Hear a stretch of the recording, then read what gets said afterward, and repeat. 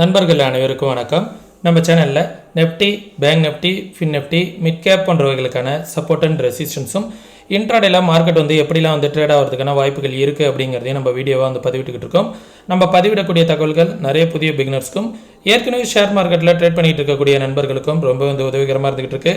நம்ம நேற்றைய தினம் என்ன தகவல் சொல்லியிருந்தோம், இன்றைய தினம் மார்க்கெட் எப்படி ட்ரேட் ஆனிச்சு, நாளைய தினம் எப்படி ட்ரேட் ஆகிறதுக்கான வாய்ப்புகள் இருக்குது அப்படிங்கிறதெல்லாம், சென்செக்ஸோட எக்ஸ்பிரி நாளைக்கு எப்படி முடியும் அப்படிங்கிறதெல்லாம் இந்த வீடியோ மூலமா பார்த்து தெரிஞ்சுக்கலாம் வாங்க. மார்க்கெட் நாளைய தினம் ஏதாவது ஒரு பக்கம் நல்லா ட்ரெண்டாக போகிறதுக்கான வாய்ப்புகள் இருக்குது நண்பர்களே.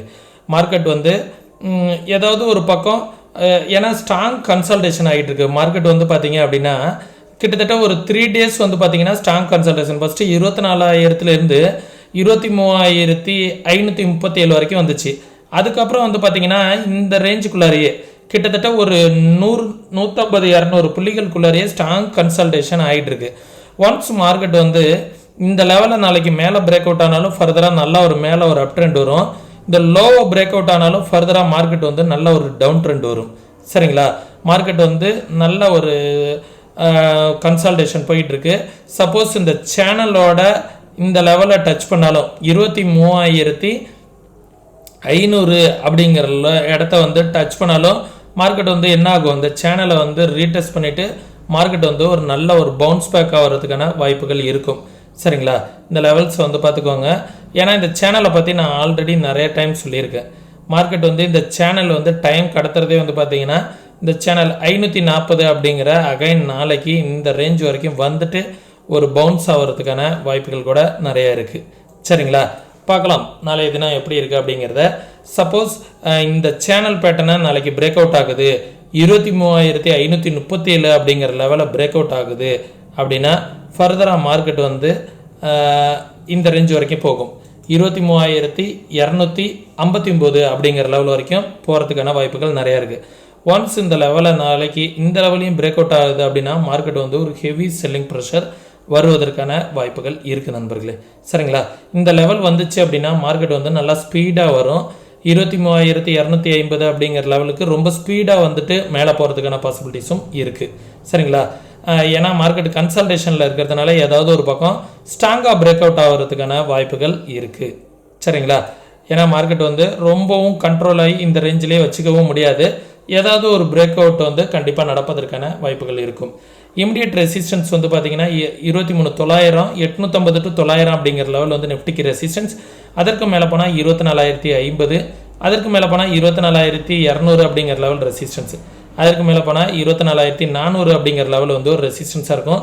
சப்போர்ட் பார்த்தீங்கன்னா 23,500 அப்படிங்கிற லெவல் ஒரு சப்போர்ட்டாக இருக்கும்.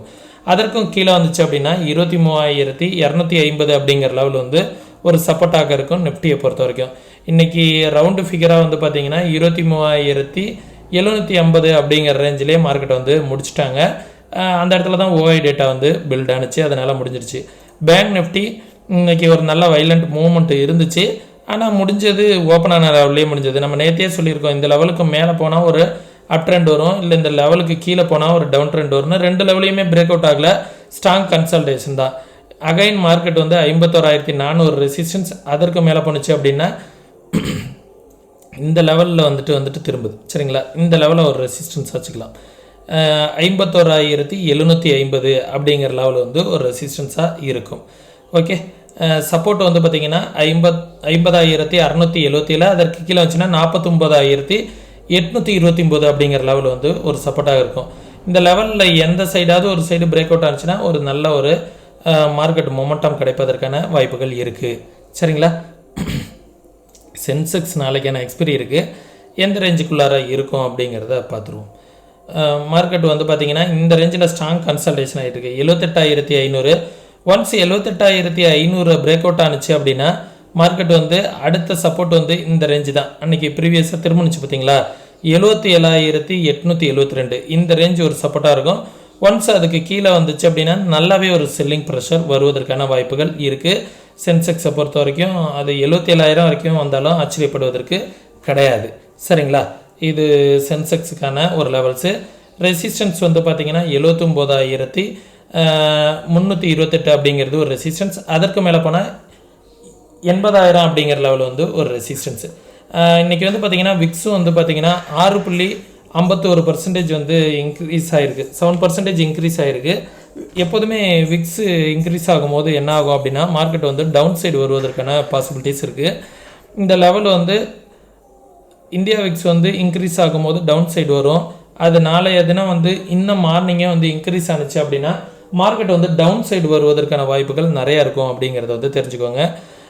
சென்செக்ஸுக்கு நாளைக்கு காலையில் வந்து ஓப்பன் இன்ட்ரெஸ்ட் பாருங்கள். ஓப்பன் இன்ட்ரெஸ்ட் வந்து எந்த லெவலில் அதிகமாக பில்ட் ஆகுது அப்படிங்கிறத பார்த்துட்டு அதற்கு தகுந்தாற் போல் பிளான் பண்ணிக்கோங்க. ஏன்னா ப்ரீமியம் அதிகமாக இருந்துச்சுன்னா ஒரு வைலண்ட் மூவ்மெண்ட் வருவதற்கான வாய்ப்புகள் இருக்குது. 78,500 அப்படிங்கிற லெவல் வந்து ஒரு சப்போர்ட் அண்ட் ரெசிஸ்டன்ஸாக இருக்கும். காலையில் அந்த லெவலுக்கிட்ட மார்க்கெட் வந்து ஏதாவது ஒரு சைடு பிரேக் அவுட் ஆனிச்சு அப்படின்னா 79,000 வரைக்கும் போகிறதுக்கான வாய்ப்புகளும் இருக்கும், 78,000 வருவதற்கான வாய்ப்புகளும் இருக்கும். ஏன்னா அதுக்கு அடுத்தது வந்து பார்த்திங்கன்னா 500 பாயிண்ட்ஸ் வந்து சப்போர்ட் அண்ட் ரெசிஸ்டன்ஸ் மார்க்கெட்டில் இருக்குது அப்படிங்கிறத தெரிஞ்சுக்கோங்க. இந்த லெவல்ஸ் வந்து சென்செக்ஸ்க்கான லெவல்ஸு. அடுத்தது நெக்ஸ்ட் வீக் வந்து பார்த்திங்கன்னா ஃபின்எஃப்டி எக்ஸ்பிரி இருக்குது. இந்த ஃபின்எஃப்டி எக்ஸ்பிரி வந்து மார்க்கெட் எங்கே முடியுது அப்படிங்கிறத பார்ப்போம். 24,000 அப்படிங்கிறது ஓவரால் ரெசிஸ்டன்ஸ். அதற்கு மேலே போணுச்சு அப்படின்னா 24,150, அதற்கு மேலே போனால் 24,500 அப்படிங்கிற லெவல் வந்து ஒரு ரெசிஸ்டன்ஸாக இருக்கும். அதற்கு மேலே வச்சுன்னா 24,928 தான் அதுக்கப்புறம் ரெசிஸ்டன்ஸு. சப்போர்ட் வந்து 23,500 அப்படிங்கிறது ஒரு சப்போர்ட்டு. அதற்கு கீழே வந்துச்சுன்னா 23,100, அதற்கு கீழே வந்துச்சுன்னா 22,527. இந்த லெவல் வந்து ஒரு சப்போர்ட்டாக இருக்கும் ஃபின்எஃப்டியை பொறுத்த வரைக்கும். காலையில் மிட்கேப்பை பொறுத்த வரைக்கும் வந்து பார்த்திங்கன்னா ஒரு செல்லிங் ப்ரெஷரில் இருந்துச்சு. அகைன் நம்மளோட சப்போர்ட் வந்து சொல்லியிருந்தோம் 12,661 சப்போர்ட்டு சொல்லியிருந்தோம். எக்ஸாக்டாக அந்த லெவலில் மார்க்கெட் வந்து எப்படி சப்போர்ட் எடுத்திருக்குன்னு பாருங்கள். காலையிலே நல்ல ஒரு செல்லிங் ப்ரெஷரில் இருந்தது, இந்த இடத்துல வந்து சப்போர்ட் எடுத்திருக்கு. ஓகே, இந்த ரெசிஸ்டன்ஸ் வந்து இமிடியேட் இந்த லெவலில் ஒரு ரெசிஸ்டன்ஸ் இருக்குது 12,825.